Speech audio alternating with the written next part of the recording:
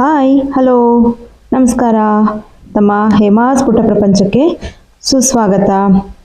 ಇವತ್ತು ಕೂಡ ಗಾರ್ಡನಲ್ಲಿ ಏನೆಲ್ಲ ಕೆಲಸಗಳಿದೆ, ಏನೆಲ್ಲ ಅಪ್ಡೇಟ್ಸ್ ಇದೆ ಅಂತೇಳಿ ಈ ವಿಡಿಯೋದಲ್ಲಿ ನೋಡೋಣ ಬನ್ನಿ.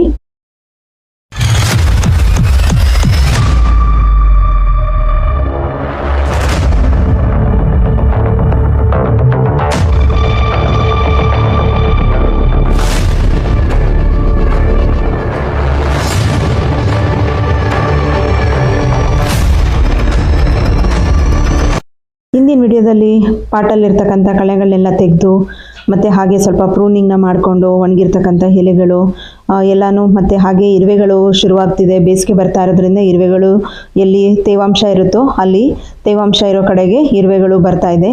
ಇರುವೆಗಳು ಸೇರಿಕೊಂಡಷ್ಟು ಗಿಡಗಳು ಹಾಳಾಗೋ ಚಾನ್ಸಸ್ಸು ತುಂಬಾ ಇರುತ್ತೆ. ಆ ಇರುವೆಗಳಿಂದನೇ ಮಿಲಿಬಗ್ಸ್ಗಳು ಕೂಡ ಜಾಸ್ತಿ ಆಗುತ್ತೆ. ಆ ಮಿಲಿಬಗ್ಸ್ಗಳನ್ನ ತಿನ್ನೋದಕ್ಕೆ ಇರುವೆಗಳು ಕೂಡ ಇನ್ನೂ ಜಾಸ್ತಿ ಆಗುತ್ತೆ. ಹಾಗಾಗಿ ಯಾವ ರೀತಿಯಾಗಿ ಕೇರ್ ಮಾಡ್ಕೋಬೇಕು, ಮತ್ತು ಹಾಗೆ ಇವಾಗ ಗೊಬ್ಬರ ಕೊಡಬೇಕಾ ಬೇಡವಾ ಅಂತೇಳಿ, ಮತ್ತು ಇವಾಗ ಪ್ರೂನಿಂಗ್ ಮಾಡಬೇಕಾ ಬೇಡವಾ ಅಂತೇಳಿ ಇವತ್ತಿನ ವಿಡಿಯೋದಲ್ಲಿ ಹೇಳ್ತೀನಿ. ಇವಾಗ ಸಾಧ್ಯವಾದಷ್ಟು ಪ್ರೂನಿಂಗ್ಗಳನ್ನ ಮಾಡ್ಕೊಳ್ಳಿ. ಮತ್ತು ಬಿಸಿಲು ಜಾಸ್ತಿ ಆಗಿದೆ, ಹಾಗಾಗಿ ರೀಪಾಟು ಅಂದರೆ ನಿಮ್ಮ ಊರಿನ ವೆದರ್ ಹೇಗಿದೆ ಅದ್ರ ಮೇಲೆ ನೀವು ರೀಪಾಟ್ಗಳನ್ನ ಮಾಡ್ಕೊಳ್ಳಿ. ಪ್ರೂನಿಂಗ್ನ ಇವಾಗ ಮಾಡ್ಬೋದು, ಪ್ರೂನಿಂಗ್ಗಳನ್ನ ಮಾಡ್ಕೊಳ್ಳಿ. ಹಾರ್ಡ್ ಪ್ರೂನಿಂಗ್ ಬೇಕಾದರೂ ಮಾಡ್ಕೋಬೋದು, ಮೀಡಿಯಮ್ ಪ್ರೂನಿಂಗ್ ಬೇಕಾದರೂ ಮಾಡ್ಕೋಬೋದು. ನೋಡಿ, ಹಿಂದಿನ ವಿಡಿಯೋದಲ್ಲಿ ಎಷ್ಟೆಲ್ಲ ಕೆಲಸ ಮಾಡಿದೆ ಮತ್ತು ಕ್ಲೀನಾಗಿ ಎಲ್ಲ ಕಳೆಗಳನ್ನ ತೆಗೆದ್ಮೇಲೆ ಗಿಡಗಳು ಇವಾಗ ಯಾವ ರೀತಿಯಾಗಿ ಕಾಣಿಸ್ತಾ ಇದೆ. ಮತ್ತು ಗುಲಾಬಿ ಗಿಡಗಳಲ್ಲೂ ಕೂಡ ಒಣಗಿರ್ತಕ್ಕಂಥ ಎಲೆಗಳು ಮತ್ತು ಎಲೆ ಕೆಳಗಡೆ ಇರ್ತಕ್ಕಂಥ ಸಣ್ಣ ಸಣ್ಣ ಹುಳಗಳಿರುತ್ತೆ. ಅದನ್ನೆಲ್ಲ ನೋಡಿಕೊಂಡು ಪ್ರತಿಯೊಂದು ಗುಲಾಬಿ ಗಿಡದಲ್ಲಿರ್ತಕ್ಕಂಥ ಎಲ್ಲ ಎಲೆಗಳನ್ನು ತೆಗೆದು ಕಂಪ್ಲೀಟಾಗಿ ಕ್ಲೀನ್ ಮಾಡಿದ್ದೆ. ಅದನ್ನು ಇವತ್ತಿನ ವಿಡಿಯೋದಲ್ಲಿ, ಹಿಂದಿನ ವಿಡಿಯೋದಲ್ಲಿ ತೋರಿಸೋದಕ್ಕಾಗಿರಲಿಲ್ವಲ್ಲ, ಅದಕ್ಕೆ ಇವತ್ತಿನ ವಿಡಿಯೋದಲ್ಲಿ ನಾನು ನಿಮಗೆ ತೋರಿಸ್ತಾ ಇದ್ದೀನಿ. ನನಗೆ ಒಳಗಡೆ ಎಲ್ಲೂ ಇಡೋದಕ್ಕೆ ಜಾಗ ಇಲ್ಲದೆ ಇರೋದ್ರಿಂದ ನಾನು ಈ ರೀತಿಯಾಗಿ ಮೋರಿ ಮೇಲೇ ಇಟ್ಕೊಂಡಿರ್ತೀನಿ.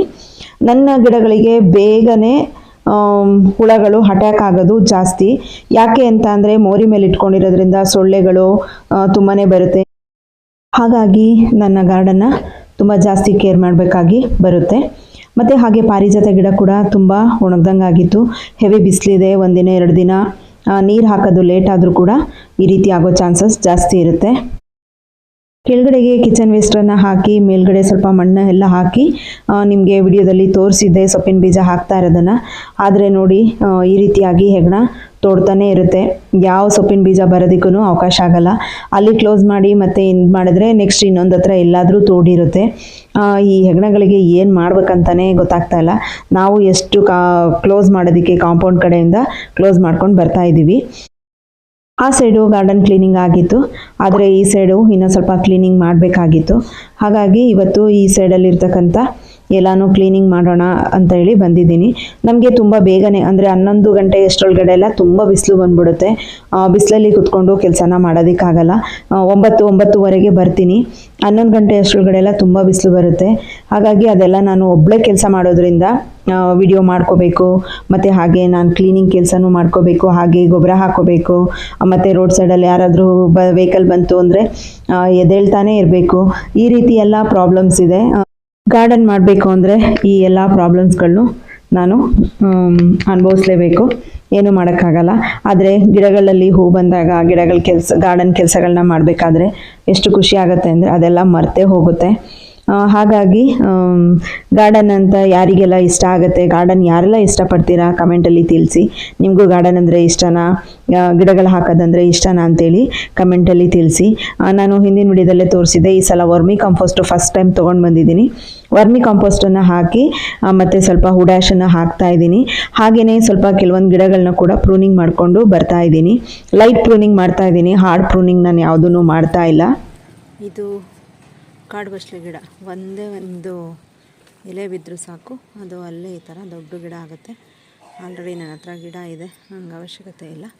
ಹಾಗಾಗಿ ಇದನ್ನು ರಿಮೂವ್ ಮಾಡ್ತಾ ಇದ್ದೀನಿ.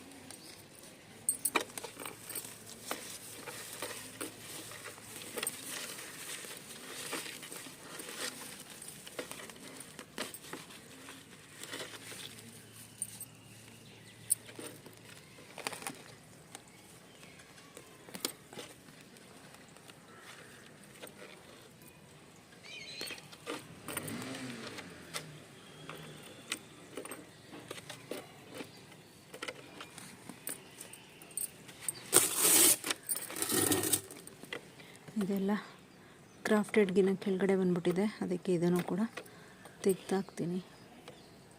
ಇಲ್ಲಿಂದ ಬೆಳ್ಕೊಂಡು ಬಂದರೆ ಗಿಡಗಳು ಬರಲ್ಲ, ಹಾಗಾಗಿ ಇದನ್ನು ಕೂಡ ತೆಗೆದುಬಿಡ್ತೀನಿ.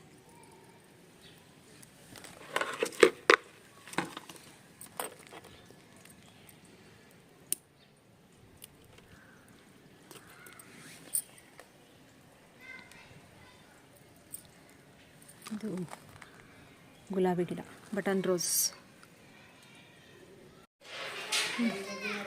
ಈ ರೀತಿ ಎಲೆಗಳು ಎಲ್ಲೆಲ್ಲಿ ಬಿದ್ದಿದೆ ಅಲ್ಲೆಲ್ಲ ಈ ಥರ ಗಿಡಗಳು ಉಟ್ಕೊಂಡಿದೆ ನೋಡಿ.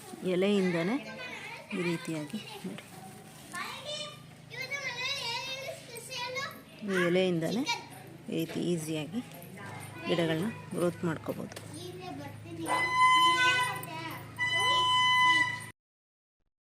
ನರ್ಸರಿಯಿಂದ ತಂದ ಗಿಡಗಳು ಇನ್ನೂ ರಿಪಾರ್ಟ್ ಮಾಡೋದಕ್ಕಾಗಿಲ್ಲ. ಸ್ವಲ್ಪ ಹೊರಗಡೆನೇ ಕೆಲಸಗಳಿದೆ, ಆ ಕೆಲಸಗಳನ್ನೇ ಮಾಡ್ಕೊತಾ ಇದ್ದೀನಿ. ಹಾಗೆಯೇ ಬಿಟ್ಟಿದ್ದೀನಿ. ಅಲ್ಲಿ ಒಂದೊಂದು ಹೂಗಳು ಬರ್ತಾ ಇದೆ, ತುಂಬಾ ಖುಷಿ ಆಗುತ್ತೆ ಹೂಗಳು ಅರಳಿದಾಗ ನೋಡಿದಾಗ. ಅಲ್ಲಿ ನಮಗೆ ಯಾವ ಕಲರ್ ಅಂತ ಗೊತ್ತಾಗಿರಲಿಲ್ಲ. ಈಗ ಹೂಗಳು ಬರ್ತಾ ಇರೋದ್ರಿಂದ ನನ್ನ ಹತ್ರ ಇಲ್ಲದೇ ಇರೋ ಕಲರ್ಗಳು ಕೆಲವೊಂದು ತೊಗೊಂಬಂದಿದ್ದೀನಿ. ತುಂಬಾ ಖುಷಿ ಆಗುತ್ತೆ. ನಿನ್ನೇನು ಸ್ವಲ್ಪ ಗಾರ್ಡನ್ ಕೆಲಸ ಸ್ವಲ್ಪನೇ ಆಯಿತು, ಯಾಕೆಂದರೆ ತುಂಬ ಬಿಸಿಲು ಬಂತು, ಹಾರ್ಡ್ ಪ್ರೂನಿಂಗು ಮತ್ತು ಅದೆಲ್ಲ ಕೆಲಸಗಳು ಮಾಡ್ಕೊಳ್ಳೋ ಅಷ್ಟರೊಳಗಡೆ. ಈಗ ಇವತ್ತು ಈ ಪಾರಿಜಾತ ಗಿಡನ ಸ್ವಲ್ಪ ಪ್ರೂನಿಂಗ್ ಮಾಡೋಣ, ಮತ್ತು ತುಂಬ ಹುಳ ಬಂದಿದೆ ಅಂತೇಳಿ ಪಾರಿಜಾತ ಗಿಡನೂ ಕೂಡ ಪ್ರೂನಿಂಗ್ ಮಾಡೋಣ. ತುಂಬಾ ಇದನ್ನು ಹಾರ್ಡ್ ಪ್ರೂನಿಂಗ್ ಮಾಡೋಣ ಅಂತ ಅಂದ್ಕೊಂಡಿದ್ದೀನಿ. ಯಾಕೆಂದರೆ ನೀವೇ ನೋಡ್ತಾ ಇದ್ದೀರಾ ಎಷ್ಟು ಕಡ್ಡಿ ಹಾಳಾದಂಗೆ ಆಗಿದೆ ಮತ್ತು ತುಂಬ ಒಣಗ್ದಂಗೆ ಆಗಿದೆ ಅಂತೇಳಿ. ಹಾಗಾಗಿ ತುಂಬಾ ಹಾರ್ಡ್ ಪ್ರೂನಿಂಗ್ನ ಮಾಡ್ಕೊತಾ ಇದ್ದೀನಿ.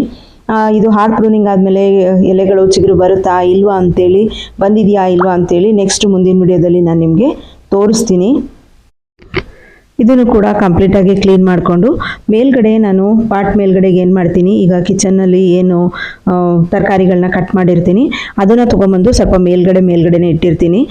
ಅದು ಒಣಗ್ದಂಗೆ ಆಗುತ್ತೆ ನೋಡಿ. ಒಣಗ್ದಂಗೆ ಆಗಿರೋದನ್ನ ಆಮೇಲೆ ಸ್ವಲ್ಪ ಒಂದು ಸೈಡಲ್ಲಿ ಮಣ್ಣನ್ನು ಕೆದಕ್ಬಿಟ್ಟು ಅದ್ರ ಕೆಳಗಡೆಗೆ ಹಾಕ್ತೀನಿ. ಇವಾಗಲೂ ಕೂಡ ಮೇಲ್ಗಡೆ ಒಣಗಿರ್ತಕ್ಕಂಥ ತರಕಾರಿ ಸಿಪ್ಪೆಗಳು ಏನಿತ್ತು ಅದನ್ನೆಲ್ಲ ತೆಗೆದು ಒಂದು ಸೈಡಲ್ಲಿ ಎತ್ತಿಟ್ಟೆ. ಹಾಗೆ ಇದು ಪಾರಿಜಾತ ಗಿಡ ರೀಪಾಟ್ ಮಾಡಿಲ್ಲ, ಅಲ್ಲೇ 2 ವರ್ಷ ಆಗಿದೆ.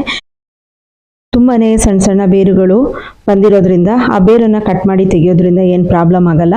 ಹಾಗಾಗಿ ಆ ಬೇರುಗಳನ್ನೆಲ್ಲ ನಾನು ಸ್ವಲ್ಪ ಮಣ್ಣು ಲೂಸ್ ಮಾಡುವಾಗ ಬರುತ್ತೆ. ಮತ್ತು ಸೈಡಲ್ಲಿ ತರಕಾರಿ ಇದೇನು ತೆಗೆದಿಟ್ಟಿದೆ ಅದನ್ನು ಮತ್ತೆ ಅಲ್ಲೇ ಇಟ್ಟು ಮಣ್ಣನ್ನು ಅದ್ರ ಮೇಲ್ಗಡೆ ಮುಚ್ಚಿ ಹಾಗೆ ಹಾಕಿ, ಮತ್ತು ಈಗ ಸ್ವಲ್ಪ ಗೊಬ್ಬರ ಮತ್ತು ಉಡಾಶನ್ನು ಹಾಕಿದ್ದೆ, ಎಲ್ಲ ರೆಡಿ ಮಾಡಿದೆ. ಮತ್ತು ಅದು ಪಾಟ್ ಅಗಲ ಇರೋದ್ರಿಂದ ಸ್ವಲ್ಪ ಸೊಪ್ಪಿನ ಬೀಜನ ಹಾಕೋಣ ಅಂತೇಳಿ ನಾನು ಸ್ವಲ್ಪ ದಂಟಿನ ಬೀಜನ ಹಾಕ್ತಾ ಇದ್ದೀನಿ. ಮತ್ತು ದಂಟಿನ ಬೀಜನ ನೋಡಿ ಕಂಪ್ಲೀಟಾಗಿ ಈ ರೀತಿ ಕ್ಲೀನ್ ಮಾಡ್ಕೊಂಡಿದ್ದಾದಮೇಲೆ ಸ್ವಲ್ಪ ಈಗ ಗೊಬ್ಬರನೂ ಕೂಡ ಹಾಕ್ಕೊಂಡು ಉಡಾಶನ್ನು ಹಾಕ್ತಾ ಇದ್ದೀನಿ. ದೊಡ್ಡ ಗಿಡ ಆಗಿರೋದ್ರಿಂದ ಸ್ವಲ್ಪ ನಾನು ಉಡಾಶ್ ಆಗಿರ್ಬೋದು ಮತ್ತು ಗೊಬ್ಬರ ಆಗಿರ್ಬೋದು ನಾನು ಸ್ವಲ್ಪ ಜಾಸ್ತಿನೇ ಹಾಕ್ತಾ ಇದ್ದೀನಿ. ಪಾಟು ದೊಡ್ಡ ಪಾಟ್ ಇರೋದ್ರಿಂದ ಸ್ವಲ್ಪ ಜಾಸ್ತಿನೇ ಹಾಕ್ತಾ ಇದ್ದೀನಿ. ಅವಾಗವಾಗ ಗಾರ್ಡನಲ್ಲಿ ಈ ರೀತಿಯಾಗಿ ಕ್ಲೀನ್ ಮಾಡ್ಕೊಳ್ತಾ ಇರೋದ್ರಿಂದ ಇರುವೆಗಳು ಬರೋದಾಗಿರ್ಬೋದು ಅಥವಾ ಹುಳಗಳು ಮಿಲಿಬಗ್ಸ್ಗಳು ಬರೋದು ಎಲ್ಲ ಕೂಡ ಕಡಿಮೆ ಆಗುತ್ತೆ. ಈಗ ಇದಕ್ಕೆ ಸ್ವಲ್ಪ ದಂಟಿನ ಬೀಜನ ಹಾಕ್ತಾ ಇದ್ದೀನಿ. ಸ್ವಲ್ಪ ದಂಟಿನ ಬೀಜನ ಹಾಕಿದ್ದಾದಮೇಲೆ ದಂಟಿನ ಬೀಜನೆಲ್ಲ ಕೊತ್ತಂಬರಿ ಸೊಪ್ಪು, ಸಬ್ಸಿಗೆ ಏನು ಬೇಕಾದರೂ ಹಾಕೋಬೋದು, ಅಥವಾ ಬೀನ್ಸು ಗಿಡ ಒಂದು ಬೀನ್ಸ್ ಬೀಜ ಕೂಡ ಹಾಕ್ಕೋಬೋದು. ಹಾಕಿದಾದ್ಮೇಲೆ ಸ್ವಲ್ಪ ಮೇಲ್ಗಡೆಯಿಂದ ಸ್ವಲ್ಪ ಮಣ್ಣನ್ನು ಹಾಕೊತಾ ಇದ್ದೀನಿ. ನಾನೇ ಕೈಯಲ್ಲಿ ಕ್ಯಾಮ್ರಾ ಹಿಡ್ಕೊಂಡು ಮಾಡ್ತಾ ಇದ್ದಿದ್ದರಿಂದ ಸ್ವಲ್ಪ ಸೈಡ್ ಆಗಿಬಿಟ್ಟಿದೆ, ಏನು ಅನ್ಕೋಬೇಡಿ. ಈಗ ಹಿಂದಿನ ವಿಡಿಯೋಗಳಲ್ಲಿ ಎಷ್ಟೊಂದು ವಿಡಿಯೋಗಳಲ್ಲಿ ನಾನು ಸೊಪ್ಪಿನ ಬೀಜ ಹೇಗೆ ಹಾಕೋದು ಅಂತ ವಿಡಿಯೋನ ಮಾಡಿದ್ದೀನಿ. ನೋಡಿಲ್ಲ ಅಂದರೆ ಒಂದ್ಸಲ ನೋಡಿ. ಹಾಕಿದ್ದಾದ್ಮೇಲೆ ಇದು ಜಾಗ ಇರೋದ್ರಿಂದ ಪಾಟ್ ಕೂಡ ಉದ್ದ ಇರೋದ್ರಿಂದ ನಾನು ಸ್ವಲ್ಪ ಮೂಲಂಗಿ ಬೀಜಗಳನ್ನ ಅಲ್ಲಲ್ಲಿ ಒಂದೊಂದು ಹತ್ರ ಹಾಕೊಳ್ತಾ ಇದ್ದೀನಿ. ಮೂಲಂಗಿ ಬೀಜ ಕೂಡ ಇದರಲ್ಲಿ ಚೆನ್ನಾಗಿ ಗ್ರೋತ್ ಮಾಡ್ಕೋಬೋದು. ಹೆಚ್ಚು ಕಡಿಮೆ ಇಲ್ಲ ಅಂದ್ರೂ ಒಂದು 8ರಿಂದ 9 ಮೂಲಂಗಿ ಬೀಜಗಳು ಅಥವಾ ಒಂದು 10 ಮೂಲಂಗಿನೇ ನಾವು ಬೆಳ್ಕೋಬೋದು. ಹಾಗಾಗಿ ಮೂಲಂಗಿ ಬೀಜನೂ ನಾನು ಒಂದು 4-5 ಹಾಕೊಳ್ತಾ ಇದ್ದೀನಿ. ನೋಡೋಣ ಎಷ್ಟು ಬರುತ್ತೆ ಅಂತ ಹೇಳ್ಬಿಟ್ಟು ಜಾಸ್ತಿನೇ ಹಾಕೊತಾ ಇದ್ದೀನಿ. ಎಲ್ಲ ಬೀಜಗಳು ಕೂಡ ಜರ್ಮಿನೇಟ್ ಆಗಲ್ವಲ್ಲ, ಹಾಗಾಗಿ ಹಾಕ್ಕೊಂಡೆ. ಯಾರಿಗೆಲ್ಲ ಈ ವಿಡಿಯೋ ಇಷ್ಟ ಆಯಿತು ಲೈಕ್ ಮಾಡಿ, ಕಮೆಂಟ್ ಮಾಡಿ, ಹಾಗೆ ನಿಮ್ಮ ಫ್ರೆಂಡ್ಸ್ ಆ್ಯಂಡ್ ಫ್ಯಾಮಿಲಿಗೆ ಶೇರ್ ಮಾಡಿ, ಮತ್ತು ಹಾಗೆ ನನ್ನ ಚಾನಲ್ನ ಸಬ್ಸ್ಕ್ರೈಬ್ ಮಾಡ್ಕೊಳ್ಳಿ. ಮತ್ತು ನಾನು ನೆಕ್ಸ್ಟ್ ವಿಡಿಯೋ ಒಂದಿಗೆ ನಿಮ್ಮ ಮುಂದೆ ಬರ್ತೀನಿ. Thank you for watching. Bye bye, take care.